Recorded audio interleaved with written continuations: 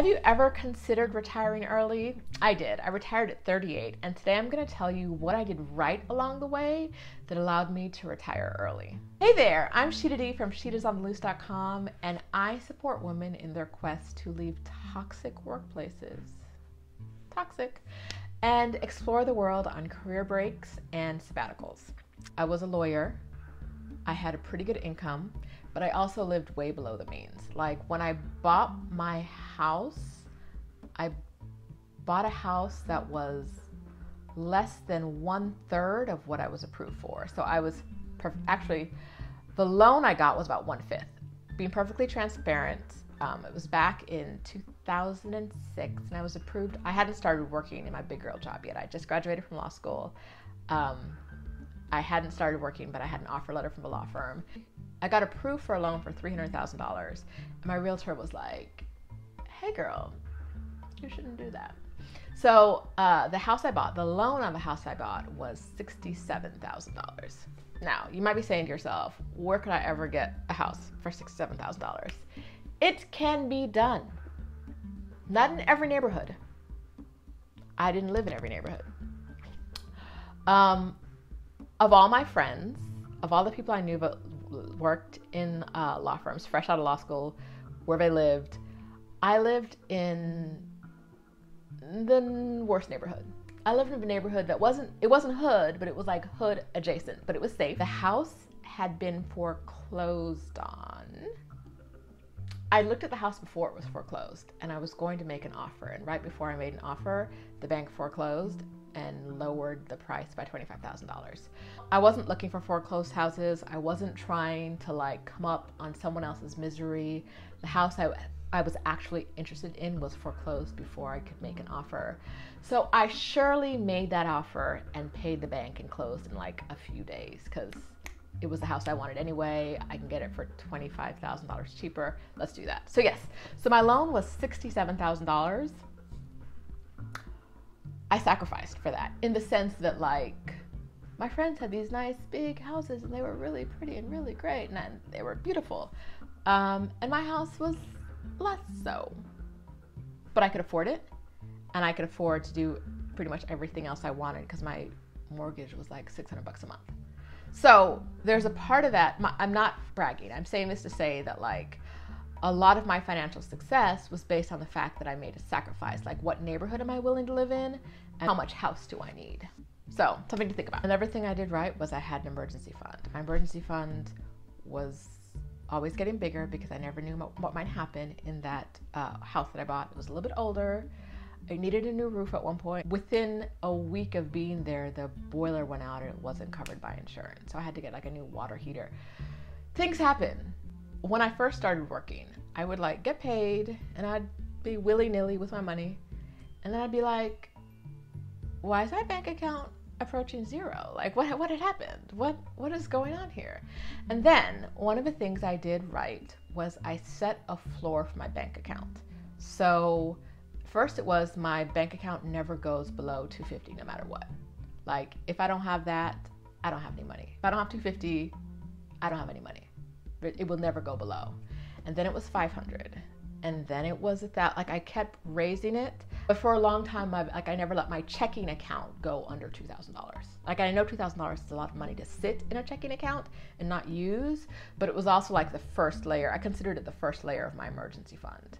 So something came up that I needed to address really quickly. I had $2,000 there before I dug into my emergency fund. Figure out what the right floor for you in your checking account is.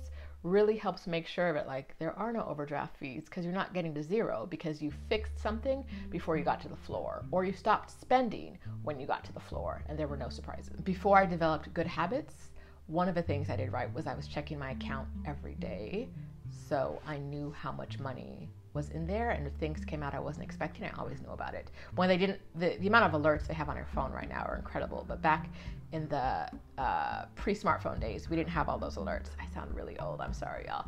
But it's true, like back, I remember when Blackberries were brand new technology and we weren't getting alerts on our Blackberries. We weren't doing that kind of thing. So before smartphones, banks didn't send the amount of alerts they're sending right now, even through email. And so I would check my bank account every day, and someone, I think some guy was like, I mentioned it once, and he's made it sound like, well, you must be really poor to be doing that. And I was like, no, I just actually like making sure there are no surprises in my account. He didn't last. Speaking of emergency funds, I told you I kept increasing my emergency fund, and I kept increasing the floor in my checking account. But I also had an amount in my savings account that was like an in-between cushion. I liked saving money. Once I got my money right, I really liked saving money. I liked the feeling of having money. So I made sure that my savings account never had less than $10,000 in it. So it was like, before I got to big emergencies, if something happened, I had $10,000 sitting there that I could use. Is it making any money in a savings account? No. Do I feel good just having it there? Yes. So I did. Another thing I did right is I invested fully in my 401k every pay period. I've got the employee match every pay period. I have done that since I was 18. I have fully invested, even if it meant that I wasn't gonna have enough money for, you know, buying out the bar, which isn't my thing, or whatever, trips, which are my thing, or clothes, my thing. I still made sure that no matter what, I fully funded my 401k. And everything I did right along the way was, if you've heard my story before, you know I got laid off in 2009, and I was like really freaked out about money. And that really had me like kick me in the butt to get my money situation right. So one of the things I did then was I really reduced all expenses. Like I cut cable, I got rid of a lot of stuff. I like the things I didn't need, cut them out. And even when I got another job that was paying me a lot more than my first job, I never increase my expenses. So one of the things that happens when people get jobs and they get raises is they like inflate their own cost of living. Their personal cost of living goes up, and all the new money they're getting in with the raise gets spent on a nicer place to live or a nicer car to drive or something else. And I made sure I didn't do that. There was no inflationary living expenses. My money, like my living expenses, stayed stagnant while my income increased. I had a side hustle. So and that side hustle was real estate. It wasn't very long, but it did me well. So I didn't mention it here, but I paid off my mortgage completely. I paid off my 30-year mortgage in under 10 years. I think it was about 8. So when I left Ohio, I sold that house because I didn't want to be a long distance landlord. I sold my house, and I was able to take all the money from that house and invest it. I had also, with my mom, purchased a investment property, and we fixed that up and flipped it, and I sold that.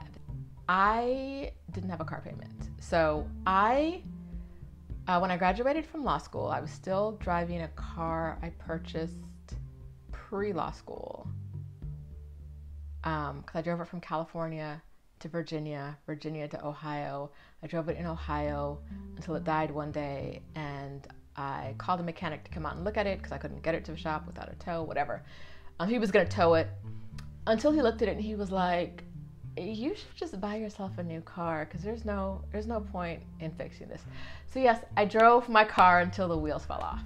I bought an Audi, I bought a luxury car, but like it was 6 or 7 years old when I bought it already. So I bought a used one, drove that for about maybe 2 or 3 years. Can't remember exactly how long. And then I started working for BMW, and they they gave employees cars. They let us use their cars. They didn't give us anything. It wasn't in my name. And so I sold the car I had, and I no longer had car payments. So I drove a company car for years, 8 years, without a car payment. Okay. And before you say it doesn't count as doing something like right for money to like drive a company car because it's a luxury but not everyone has, you're right. But remember that before that, I still didn't have a car payment because I was driving like a 10-year-old car. And then when I had to buy a car, I bought a 6-year-old car. Like, I went out of my way to not have car payments or to have really, really low car payments. So this no car payment life was right up my alley. Like, applying to work at a car company wasn't a coincidence. Like, I didn't want to have a car payment, and I applied for a job somewhere where I wouldn't have a car payment. So maybe you don't work for a car company. Maybe you don't work for a company that will give you a car, but is there, or let you use a company car, but is there a way you can finesse not having a car payment into your life? Is it buying a cheaper used car and selling the one you have right now? Like, sacrifices need to be made if you want to retire early, and you just have to choose which ones are right for you. Not everything is going to be right for everybody. So I don't want you to think I'm preaching at you and telling you you have to do exactly what I did. That's not what I'm saying. What I'm saying is that if you want to retire early, you have to make sacrifices other people aren't willing to, because you're trying to do something most people won't. And if you're going to do that, you have to decide which sacrifices are right for you. Okay, so yes, so since BMW, I have not owned a car. So since 2009 or 2010, I have not owned a car. I have not paid car insurance in over a decade. It's not my thing. One day I'll own a car again. It will be used. I am not a Dave Ramsey fan. I don't like the way he talks about certain topics and people, but his debt snowball is what got me out of debt. So full transparency again, I wrote up all my debts. I figured out what I owed. I paid them off in order. I think I started with the smallest ones, paid the smallest ones, and then the larger ones. He's not for everybody. He's not really for me. But the debt snowball worked. So look it up if you're not familiar. You should be if you're interested in retiring early. And everything I did right was I invested in the stock markets in my 20s. So almost as soon as I got a job, as soon as I wasn't like living paycheck to paycheck with my first, because I wasn't managing my money right, my first big girl job, I started investing, even if it was just a little bit, in mutual funds every month. I opened Vanguard accounts, I opened mutual funds, and those have done me really, really well over the long term. I have a lot of money stocked away from either employer 401ks that I've rolled over or my own savings. So it's something I did right. I really love what the stock market will do with your money. It hasn't been doing so great lately, but overall, over the past 15 years or so, but I've been in it, it's been great. One of the things I did to save money when I moved to California was I lived with my mom and I commuted 3 hours a day, 3 to 4 hours, depending on what day of the week it was, and what time I was traveling. So I was exhausted and I was cranky, but doing that saved me a lot of money. Sacrifices, like I said. Do I want to live with my mom? No. Do I not want to pay like $3,000 in rent? Yes. The other thing along the way that I did was I got a higher paying job. This will come naturally if you work in most industries. I got a higher paying job. I negotiated better for pay, and I negotiated my last job. I negotiated the hell out of it. So coming into the job, I was getting a lot more than I got at my last job. So yeah, that's about it. Those are the things I did right. Really, I think the thing that made the biggest difference was not being house poor. Like, I bought a house I could have paid the mortgage 3 times every month, and I did. A lot of months I sent them 3 mortgage payments just to pay it off early, 3 or 4. Take it. Because otherwise I was either going to save it or I was going to spend it on shoes. Take it. Once I'd paid off all of my consumer debts, and once I had my student loans really not quite completely paid off, but still like really wrapping them up tight, I started sending my my mortgage company a lot of money. Like, take it. And that's what I think made the biggest difference. So that's what I did right. I hope it's helpful to you. And if you have any questions, throw them in the comments. I'll try to answer them. I have some more money videos coming up soon. So subscribe. and turn on notifications so you can be notified when the next one comes out. If you have questions about taking a sabbatical, a gap year, retiring early, I am your girl. I've got the answers, and I hope to talk to you soon. Bye.